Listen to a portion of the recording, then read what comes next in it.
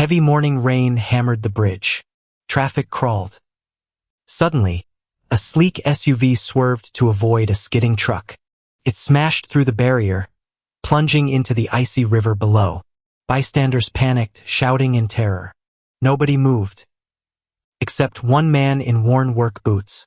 He parked his battered pickup truck and handed his child's backpack to a stranger. Looking into his daughter's eyes, he whispered, "Wait for me, sweetheart." He dove into the raging currents. Minutes later, he pulled an unconscious woman ashore before quietly slipping away. Her first words in the ER were weak. "Where is my savior?" Nobody knew. Noah Walker was 36 years old, but his hands looked 10 years older. They were calloused, scarred, and weathered by years of hard labor under the relentless sun and winter wind. Noah was a bridge maintenance worker for the city. It was a tough job that paid little, but Noah never complained. He was a quiet man, a man of few words, but endless endurance. For years ago, Noah lost his wife, Sarah, to a sudden and severe heart condition. Her treatment had drained everything they owned. Noah sold their savings, their small family apartment, and even his personal belongings to pay off the mounting medical bills. In the end, he was left with only two things that mattered: his rusted 1998 pickup truck and their bright, sweet 7-year-old daughter, Emma. Noah and Emma lived in a modest, rented wooden cottage at the very edge of the suburban outskirts. Their home was small and drafty, but Noah filled it with warmth. Every morning, he woke up at 5 o'clock to cook a hot breakfast for Emma. He braided her hair with gentle, steady hands. He drove her to school in his old truck, which sputtered and coughed down the dirt roads. To make ends meet, Noah took on extra night shifts repairing roads when the rest of the city was asleep. He was exhausted down to his bones, but whenever Emma looked at him with her wide, trusting eyes, Noah found the strength to keep going. He was proud yet deeply humble. He refused handouts and never asked for pity. On the other end of the city lived Olivia Bennett. At 32, Olivia was the chief executive officer of Bennett Holdings, one of the most powerful real estate and construction conglomerates in the state. She was brilliant, sharp, and fiercely determined. Ever since her father passed away 3 years prior, leaving her the company, Olivia had closed herself off from the world. Her life revolved entirely around corporate strategies, board meetings, and profit margins. To the business world, Olivia was an iron lady, unshakable, cold, and detached. Deep down, she felt utterly isolated. She lived in a world where every gesture was calculated, where every smile had a price tag, and where loyalty was traded like shares on the stock market. Olivia had long stopped believing in genuine kindness or unconditional goodwill. When Olivia woke up in the high-tech hospital suite, her body was bruised and her lungs burned from swallowed river water. The head physician stood by her bed, his voice quiet with awe. He told her that her temperature had dropped dangerously low. He explained that if she had remained underwater for even 2 more minutes, her brain would have suffered irreversible damage. She was alive by a pure miracle. Olivia immediately demanded to see her savior. But there was no one there. The police reviewed the traffic cameras near the bridge, but the heavy downpour and thick fog blurred the footage. All they could see was the faint shadow of an old truck and a man plunging into the dark water. Meanwhile, Noah returned to his routine as if nothing extraordinary had happened. He bathed, washed the river mud from his uniform, and went back to work the very next morning. He didn't mention the accident to his crewmates. When Emma asked him about the soaking wet clothes from the day before, Noah bent down, smoothed her hair, and gently said, "Helping people isn't something we talk about, Emma. It's just something we do." Olivia Bennett was not accustomed to unanswered questions. The fact that an unknown stranger had risked his life to pull her from a sinking metal cage, and then walked away without asking for a single dollar, haunted her day and night. She hired a team of private investigators to search every district. She authorized public broadcasts on local television channels. She even posted a $500,000 reward for any verified information regarding the identity of the man from the river bridge. Yet, weeks passed and nobody came forward. Fake claims flooded the police line, but none matched the true physical description or the sequence of events. One evening, while sitting in their small living room, little Emma was watching the news on their tiny, old television set.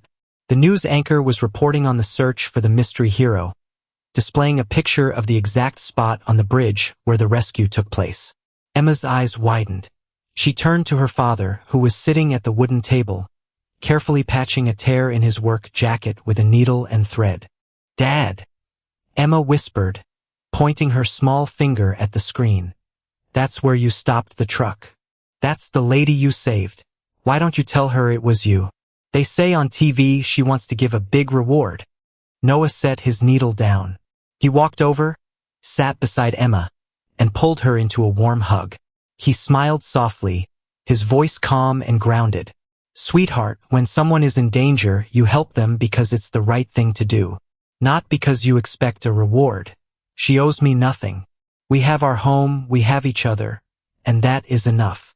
A month after the accident, the city held a ceremonial opening for a newly reinforced suspension bridge section. Because Bennett Holdings was a major sponsor of the infrastructure initiative, Olivia attended the ribbon-cutting event in person. Noah happened to be on site that day, working as part of the ground maintenance crew, clearing heavy timber and picking up tools. As Olivia walked past the construction zone flanked by her security detail, her eyes met Noah's. He was standing near a pile of steel girders, wiping sweat from his brow with a worn shop rag. A sudden, unexplained shiver ran through Olivia. There was something in this man's quiet, steady posture, something about the calm intensity in his eyes, that felt deeply familiar. Yet, she had never met him in her corporate circle. She paused for a moment, but her assistant hurried her along to the podium, and the moment slipped away. Over the next few weeks, Olivia found herself returning to the bridge construction zone under the pretext of conducting executive safety inspections. It was unusual for a CEO to visit field sites so frequently, but she was drawn by an instinct she couldn't explain. During these visits, Olivia observed Noah from a distance. She watched as he quietly helped an elderly, struggling coworker lift heavy bags of concrete without saying a word. She saw him spend his 30-minute lunch break sitting on the curb, fixing a flat tire on a stranger's bicycle for free. On another occasion, she noticed Noah handing his warm lunchbox to a young apprentice worker who had forgotten his food. Noah did these things naturally, without looking around to see if anyone was watching. In a world driven by ego, public relations, and hidden motives, Noah's quiet selflessness stood out like a beacon. Olivia couldn't take her eyes off him. One rainy afternoon, Emma caught a high fever at school. The school administration called Noah, who dropped his tools immediately, took an unpaid half-day leave, and rushed to pick her up. Olivia happened to be arriving at the project management office just as Noah was walking past the front gates. He was cradling Emma in his arms, wrapping his heavy work coat around her shivering body to shield her from the wind and rain. Olivia watched from inside her warm, dry car. She saw the intense, gentle devotion on Noah's face as he whispered reassuring words to his sick child. It was a stark contrast to her own upbringing in a cold, wealthy family where affection was replaced by bank transfers. For the first time in many years, Olivia felt something thaw inside her frozen chest. She also noticed a subtle detail. Wrapped around Noah's left wrist was a crude, colorful wristband made of braided yarn. It was visibly old and frayed, clearly hand-woven by a child. Driven by an overwhelming urge to understand this humble worker, Olivia began stopping by the site office more often. She asked the site supervisor simple questions about Noah's work ethic, his background, and his life. The supervisor praised Noah endlessly, calling him the most reliable, honest man on the payroll, though he noted with sympathy that Noah struggled financially as a single parent. Slowly, Olivia began finding small reasons to strike up brief conversations with Noah. She would ask about the structural progress of the bridge beams or the daily weather challenges. Noah answered politely, respectfully, and briefly. He spoke without pretense or flattery. Through these brief interactions, a strange, silent connection began to form between two people from completely opposite worlds. The truth finally unraveled on a brisk autumn morning. An off-duty paramedic who had responded to the river rescue happened to stop by the bridge job site to visit a relative on the construction crew.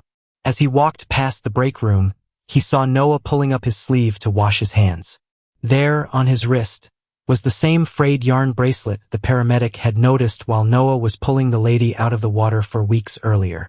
The paramedic froze, looked closely at Noah's face, and remembered the wet, exhausted man who had handed off the victim before disappearing into the fog. The paramedic immediately notified the hospital board, who then contacted Olivia's private office. That evening, a luxury sedan pulled up in front of Noah's small, wooden cottage at the edge of town. Olivia stepped out, carrying an elegant leather briefcase and a box of high-end toys for Emma. When Noah opened the door, he showed no shock. He simply stood there, his frame framing the warm light from inside his small home. Olivia looked at him, her eyes shining with emotional weight. "It was you," Olivia said softly, her voice trembling slightly. "You saved my life. Why didn't you say anything? Why did you walk away?" Noah invited her inside and offered her a seat at his simple wooden table. He declined the expensive gift box and politely pushed the briefcase containing the reward money back toward her. "I didn't jump into that river for money, Miss Bennett," Noah said calmly. "I saw a human life in danger. Anyone with a heart would have done the same. You don't owe me anything. Please, keep your money." Olivia was stunned. She was used to people demanding high compensation for the smallest favors. Yet here was a man who worked 12 hours a day in the freezing mud, refusing a fortune that could change his life forever. However, word of the discovery leaked to the local press through a hospital staff member. Within 48 hours, news vans flooded the narrow street outside Noah's house. Reporters pounded on his door, cameras flashed in Emma's face as she walked to school, and headlines blared across the city. The penniless hero who rescued the millionaire. Noah's quiet, peaceful world was completely upended. He hated the unwanted attention. He didn't want fame. He only wanted to raise his daughter in peace. The sudden media storm caught the attention of Victor Vance, the vice president of Bennett Holdings. Victor was an ambitious, ruthless corporate executive who viewed the situation purely as a marketing opportunity. He approached Noah at the construction site, accompanied by a corporate camera crew. Victor wanted Noah to sign an exclusive promotional contract, making him the public face of Bennett Holdings' new infrastructure campaign. "Think about your daughter, Walker," Victor said with a slick, condescending smile, offering a pen. "Sign this, do a few TV interviews, and you'll never have to break your back on a construction site again." Noah looked at the contract, then looked Victor straight in the eye. "My daughter needs a father who lives with integrity, Mr. Vance. I won't turn my life or a life or death moment into a corporate advertisement." Furious at being publicly rejected by a low-level worker, Victor retaliated immediately. Using his executive power over the subcontractors, Victor engineered a pretext to have Noah fired from the bridge project, citing alleged safety violations and unauthorized media disruptions. Suddenly, Noah was out of work. The bills began to pile up rapidly. At school, young Emma faced her own trials. Her classmates, having seen the news stories, whispered in the hallways. "Your dad is famous on TV," one classmate said, "but my parents say he's still poor and got fired." Emma came home that afternoon with tear-stained cheeks, asking why doing the right thing caused so much trouble. Noah pulled her close, kissing her forehead, holding back his own deep anxiety. When Olivia discovered that Victor had fired Noah, her outrage boiled over. She initiated an immediate internal audit into Victor's management department. What she uncovered was shocking. Victor had been systematically embezzling corporate funds for over 3 years. To inflate profit margins and secure his annual bonuses, Victor had authorized the use of substandard steel and low-grade concrete on several public structure projects, including the very bridge where Olivia's car had crashed. The structural failure that caused her car to break through the guardrail was not merely an accident. It was the direct result of Victor's corporate greed and compromised materials. Furthermore, Olivia's investigation revealed that Noah had spent years writing detailed maintenance reports highlighting those exact structural weaknesses, but his warnings had been suppressed by Victor's department. If Noah had not meticulously maintained and patched those critical joints over the years, the entire section of the bridge would have collapsed long ago. Olivia immediately called an emergency session of the board of directors. The conference room was filled with wealthy shareholders and top executives. Victor stood at the head of the table, arrogant and confident, arguing that Noah was just an ordinary, uneducated laborer whose claims were irrelevant to corporate operations. Olivia stood up. She did not raise her voice, but her presence commanded total silence.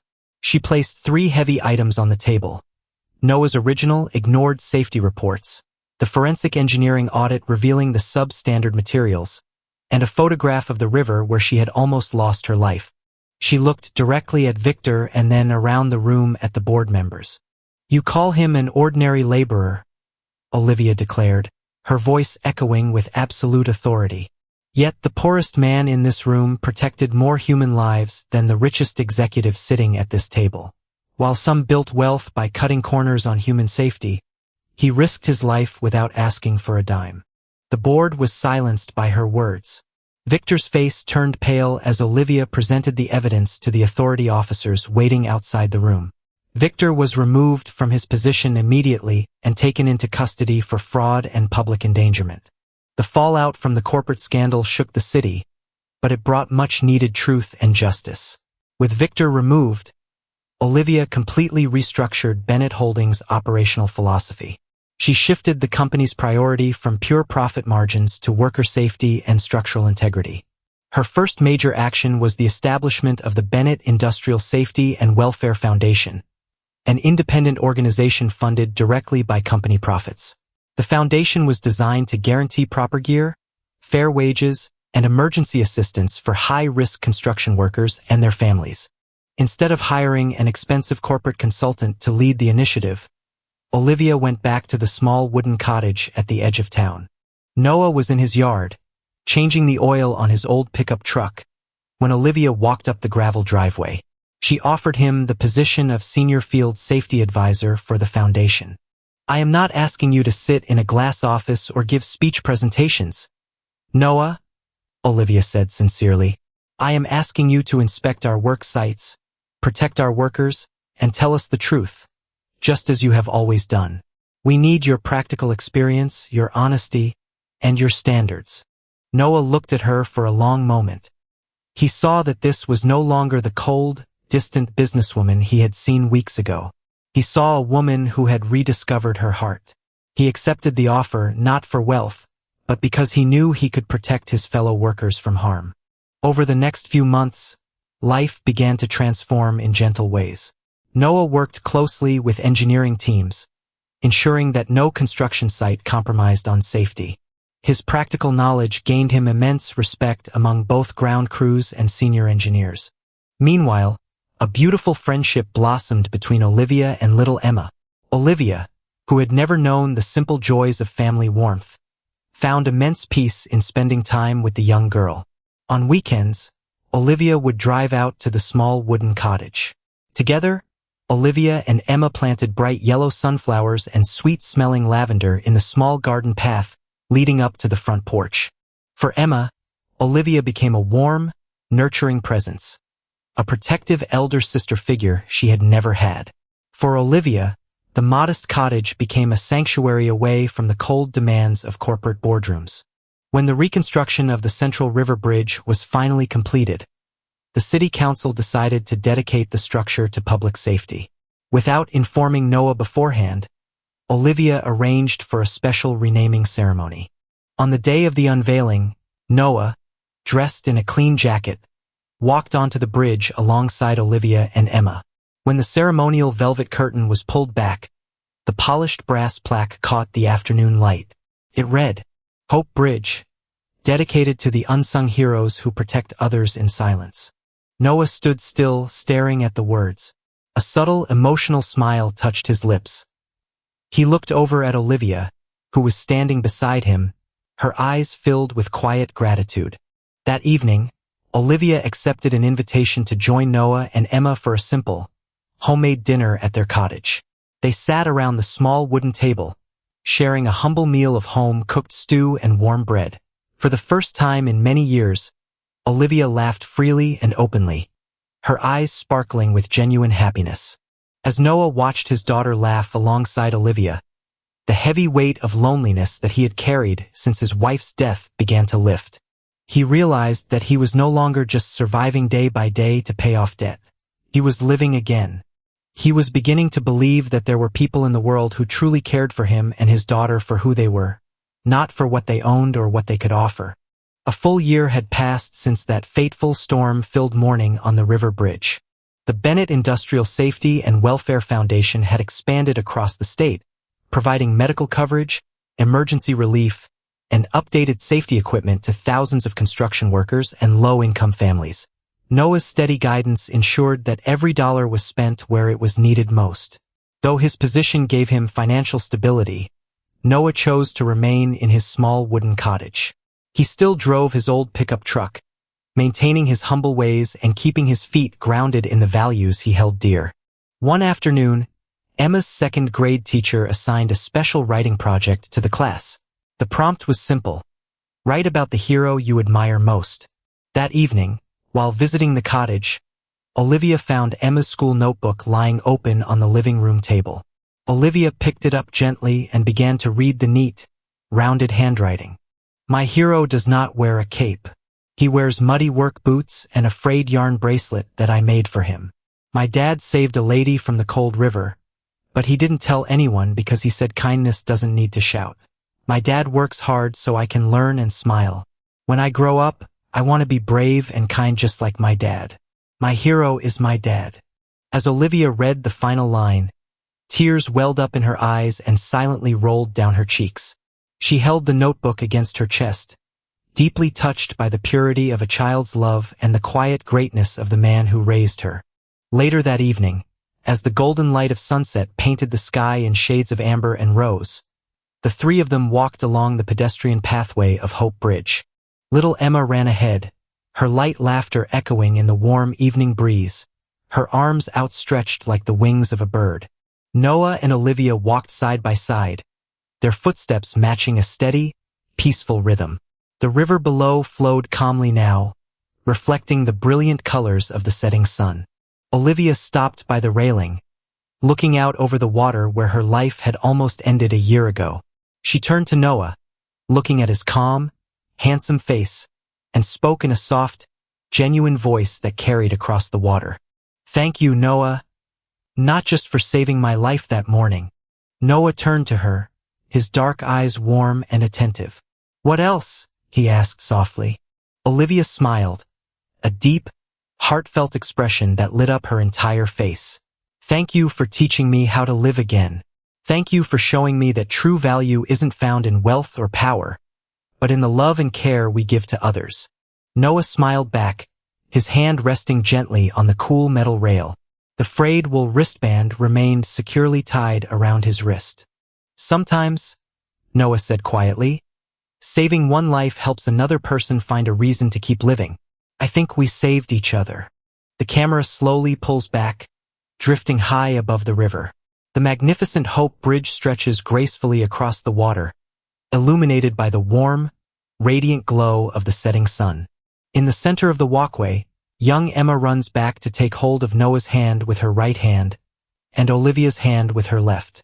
The three of them walk forward together, framed by the endless horizon. The frayed wool bracelet on Noah's wrist catches the last ray of daylight. A gentle wind sweeps across the river. The very river that once threatened to tear lives apart, but ultimately brought three souls together to form a family. Outro message. Genuine kindness does not need an audience to hold immense value. There are ordinary people who possess neither great wealth nor elevated status, yet through a single act of unconditional goodness, they can change the course of another human life forever. Sometimes, the most precious treasure a wealthy heart seeks is the quiet, unsung kindness of someone who seems to have nothing at all.